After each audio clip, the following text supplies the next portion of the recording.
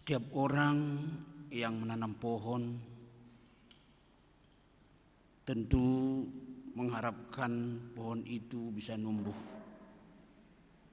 dan berbuah, sehingga pada akhirnya memberikan sukacita kepada yang menanam. Begitu juga dengan orang-orang yang melihat pohon yang berbuah itu merasa puas dan mengucapkan syukur atas pohon yang dilihat itu. Demikian juga seorang guru, ketika ada murid yang pernah dibimbing, diajar,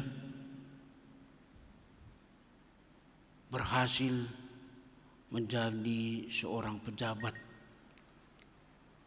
dan mungkin ketika suatu acara sang murid tersebut mengatakan atau menyebut nama guru yang pernah membimbingnya, perasaan guru begitu bangga karena dia berhasil mengajar dan membimbing siswanya sehingga bisa berhasil dan menjadi seorang yang berguna ataupun menjadi seorang pejabat. Bapak Ibu, begitu juga dengan Paulus, bersukacita dan menaikkan doa syukur kepada Allah karena jemaat yang ada di Tesalonika telah menunjukkan keberadaannya sebagai jemaat yang bertumbuh di dalam iman secara jelas. Sekali lagi Bapak Ibu, Rasul Paulus bersyukur dan menaikkan doa syukurnya kepada Allah karena keberhasilannya di dalam memberitakan Injil, membuat jemaat di Tesalonika menjadi bertumbuh di dalam iman secara nyata. Kita tahu bahwa Tesalonika adalah kota pelabuhan yang sangat strategis, sehingga menjadikan suatu kota sebagai pusat perdagangan besar yang juga menjadi pusat dari pemerintah di Makedonia pada saat itu. Dan karena kota yang sangat strategis, banyak penghuni yang berbagai kelompok etnis dan budaya, termasuk warga Yunani, Romawi, Yahudi, dan berbagai kelompok lainnya. Oleh sebab itu Bapak Ibu, keberagaman inilah yang kemudian membuat atau menciptakan dinamika sosial yang kompleks dan majemuk di sana. ada kehidupan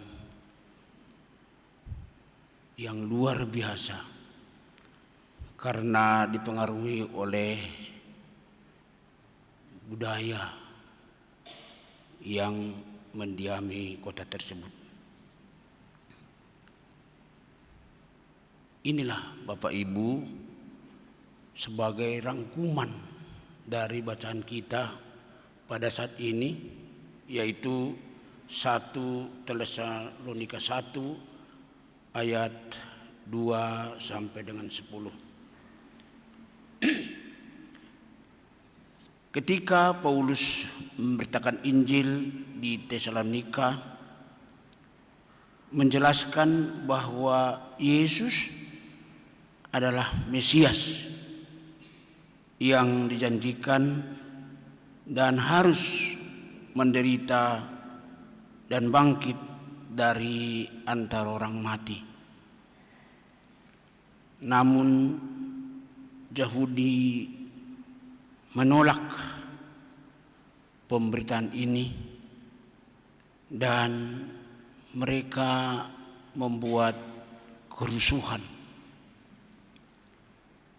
dengan tujuan supaya jemaat di Tesalonika tersebut tidak menerima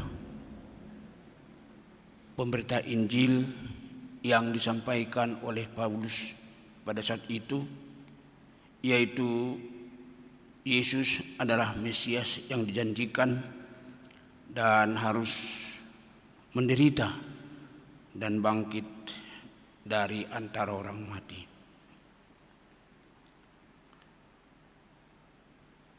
Bagi orang Yahudi dan yang lain,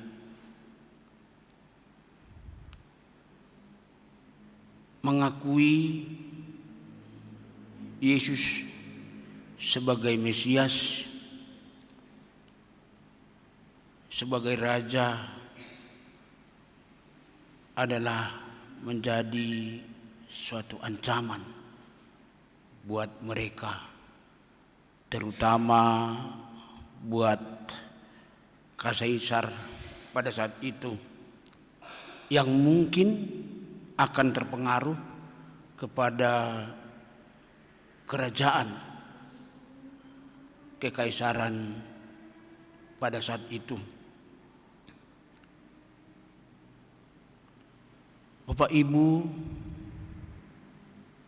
jemaat di Tesalonika bertanya karena mereka dimusuhi di dalam menerima pemberitaan Injil tersebut. Mereka bertanya, kapan Yesus datang kembali? Artinya ketika mereka mengalami dimusuhi, ditindas oleh pemerintah pada saat itu, mereka mau lepas, mau keluar dari tekanan-tekanan itu. Makanya mereka bertanya, kapan Yesus datang kembali? Nah, Bapak Ibu, jemaat di Tesalonika mengharapkan mereka bisa terbebas dari penderitaan dan tekanan tersebut, masuk kepada kemuliaan. Namun Paulus sebagai pemberita Injil pada saat itu tidak menjawab jadwal kedatangan Yesus dari pertanyaan jemaat saat itu. melainkan Paulus mengarahkan jemaat untuk lebih fokus pada kehidupan yang benar dan pada pelayanan yang setia kepada Allah yang hidup.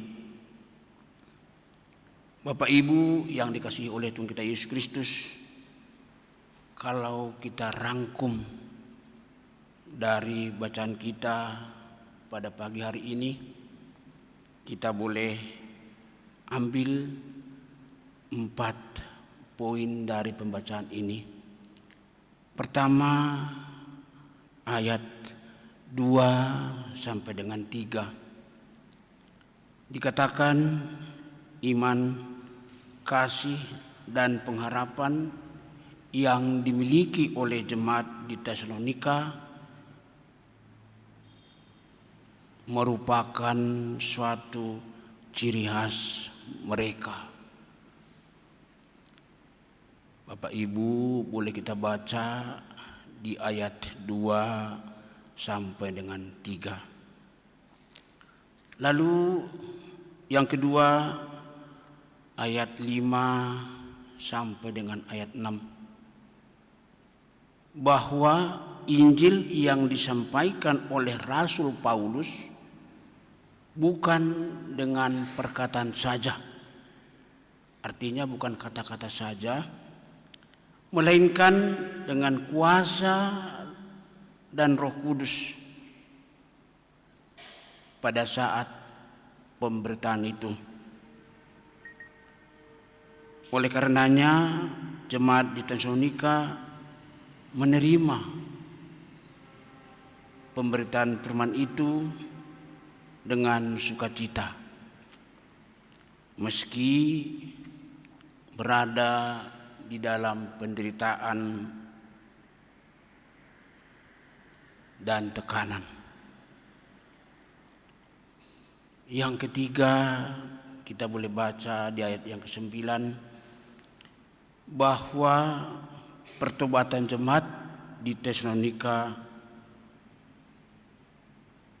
terlihat bahwa mereka tidak lagi menyembah ilah-ilah atau berhala yang dibuat oleh manusia, tetapi jemaat di Tesalonika lebih memilih setia kepada Allah meski harus berhadapan dengan lingkungan sosial, budaya, dan terutama tekanan politik. Mereka berani mengambil sikap karena mereka tahu siapa Allah yang benar itu. Lalu terakhir Bapak Ibu, yang keempat, yaitu ayat yang ke-10, bahwa pengharapan mereka adalah kepada Yesus yang bangkit. Jemaat diajak untuk tidak berfokus pada waktu, melainkan kesetiaan menjalani hidup yang benar. Bapak Ibu yang terkasih dalam Tuhan Yesus Kristus, kalau kita lihat sekarang ini masih banyak orang yang memperdebatkan dan mempertanyakan kapan dan bagaimana tanda-tanda kedatangan Kristus. Ada yang menghitung hari, membaca tanda-tanda, bahkan membuat spekulasi.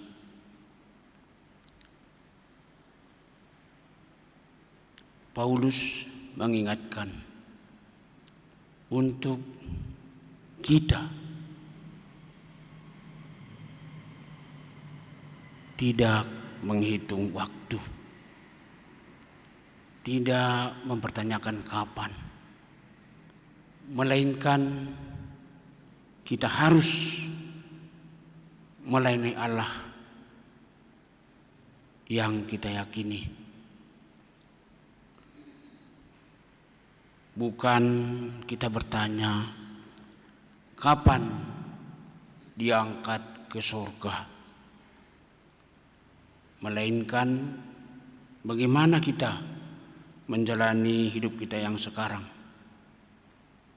Jika hidup kita hanya menunggu tanda berkarya, maka kehidupan kita akan menjadi sia-sia. Namun jika kita hidup dalam iman, kasih, dan pengharapan, maka kita sedang mempersiapkan diri kita dengan benar. Melayani Allah yang hidup berarti kita mewujudkan iman dalam pekerjaan kita,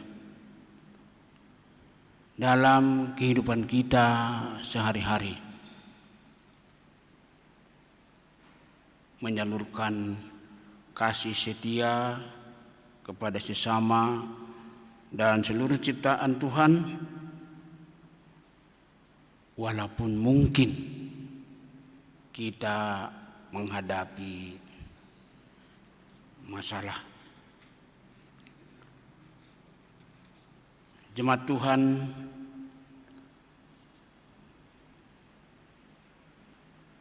jemaat di Tesalonika telah menjadi orang percaya di Makedonia dan Alhaya, sebagaimana dalam bacaan kita pada ayat yang ke-7. Demikian pula dengan kita, untuk menjadi teladan bagi orang lain di sekitar kita.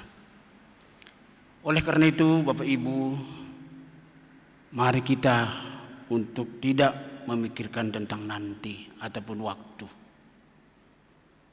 Kita tidak tahu kapan Yesus datang kembali, tetapi kita tahu apa yang harus kita lakukan, yaitu hidup berkenan kepada Allah, melayani Dia dengan setia, dan menunjukkan kasih itu bagai kepada sesama kita atau di sekitar kita. Itulah seharusnya yang menjadi buah pekerjaan kita di dalam kehidupan kita sehari-hari. Dan